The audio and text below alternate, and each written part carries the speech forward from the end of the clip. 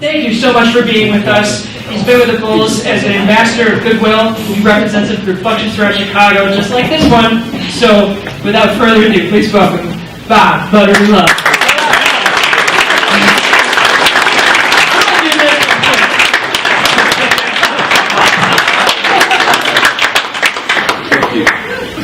Thank you so much. It's a great pleasure to be here. That's great introduction, but first of all, do we have any Chicago Bulls fans here today? Well, I got some good news for you guys. I spoke to Dwayne Wade and Butler and a couple of guys, and I told them I was coming out to speak to you tonight. And they took and tell everyone hello. Keep your fingers crossed and your toes. We're going to go to the finals, guys, and you never know what's going to happen.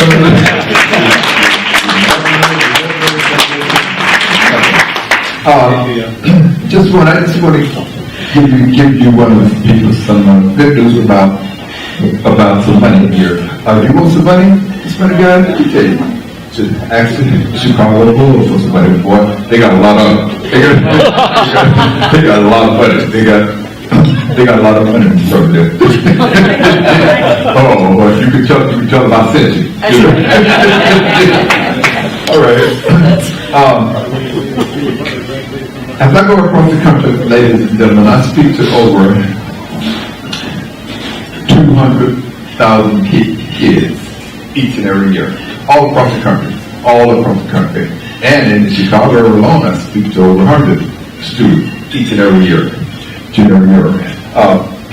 My main message to the young people is this: education first and sports second. Because the average NBA basketball player is only going to play 3 good years in the NBA. That's all. The average NFL football player, 4 years. And in any sport, ladies and gentlemen, when you reach age 30, you're considered an old man, an old lady in the world of sports. So all of you that have grandkids, kids, tell them education first and sports second. Because once you get that education, you never have to go around saying, they won't let me do this, or they won't let me do that. Those are the dreaded words I hate to hear. Hate to hear, ladies and gentlemen. Once they get that education, the sky will be the limit. They can do anything they want to. They can travel all across the country. This year alone, in 10 years, ladies and gentlemen, I have spoken to 2 million young people. And as I said, my main message is education first and sports second. Now, a lot of you remember me when I was playing. You saw me play. I got some facts here, ladies and gentlemen. During the time I played, I never earned $100,000. Never earned $100,000 back in those days. And played over 800 basketball games for the Bulls. And not one game, not one single time will they ever voted to start the game. I've never interviewed on radio or TV. Why? Well, all my life I've been a person who started. I never got 30 during the time I was playing all through high school. Only got 30 once I retired. Once I retired from sports. I spent 10 years, I spent 10 years trying to find a job because I started so bad. And as I tell the young kids, as I travel across the country, 2 things are going to happen to you as you walk this long, winding road of life. There's going to be some good things happen to you, and there's going to be some bad things happen to you. But it's not what happened to you, it's what you do about it. Well, I'm going to tell you what I did about it. I'm going to tell you what I did about it. I led the Chicago Bulls, like I said, scored for 7 straight years. I was never voted to start a game, never interviewed on radio or TV, because I couldn't talk, stuttered really bad. But I never gave up. Each and every night I went to bed, I would always dream that I was Dr. Martin Luther King, President John Kennedy. And I was always doing big stage behind the podium, and I would speak to thousands of people. I mean, it's voices to see the people, and the words in my mouth just flow out like music. A lot of times those dreams became so real to me, I could actually see the people's faces. I could hear them whisper. But once I retired, ladies and gentlemen, as I said, I spent 2 years trying to get a job. Finally, I moved to Seattle, Washington.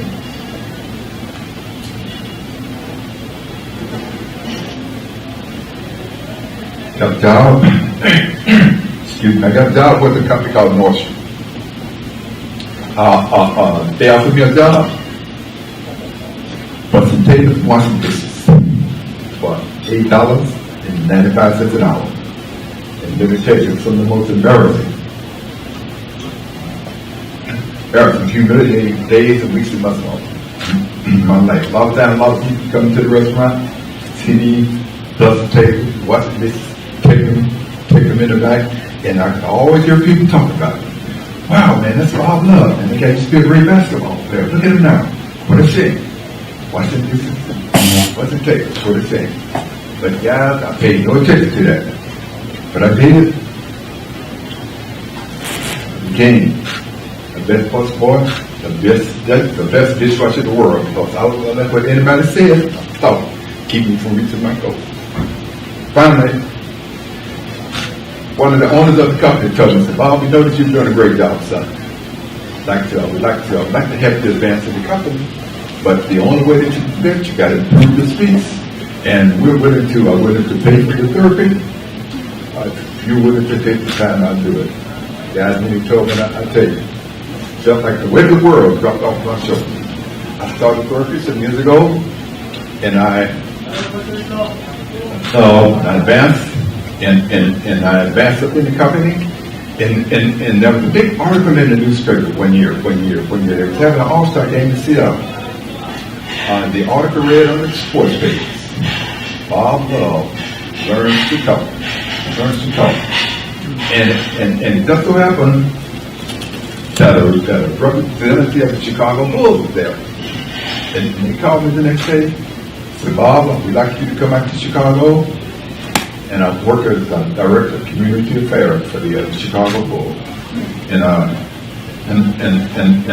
ladies and gentlemen, the next day I got on the phone with the owner of the team, Mr. Gary Randolph. He said, Bob, we want you back to Chicago. Came back here some years ago, and I never looked back. Now, ladies and gentlemen, I'm in the process of signing a movie contract. I will sign that contract in about 2 weeks, and it's not going to be a movie about sports, about shooting basketball and all that stuff. It's going to be a movie about life, about never giving up, and never playing the victim, about never going around saying they won't let me do this or they won't let me do that. Ladies and gentlemen, in real life, no one's ever going to let us do anything. You got to take it. And once you make that first step, it's always going to be people like you to reach out and help you to make that next step. And it's a real pleasure for me to be here. And I played in a lot of golf tournaments. But let me tell you, I've never met such nice people in my life. And I have a set of other people there that I'm willing to make that next step for you guys. You guys, I could be a great recruiting tool for you because I speak in the Chicago area to over 100,000 kids each and every year. And I'm looking to be invited out to the schools. I'm talking to the representatives there, and I'd like to come out, Mr. President, and tell all the students my story from the beginning, and hope that it will inspire someone to make that first step. Never let anyone tell you that you can't achieve, that you can't succeed, because it's all about your dreams. And for me to be here tonight, ladies and gentlemen, is a dream come true for me.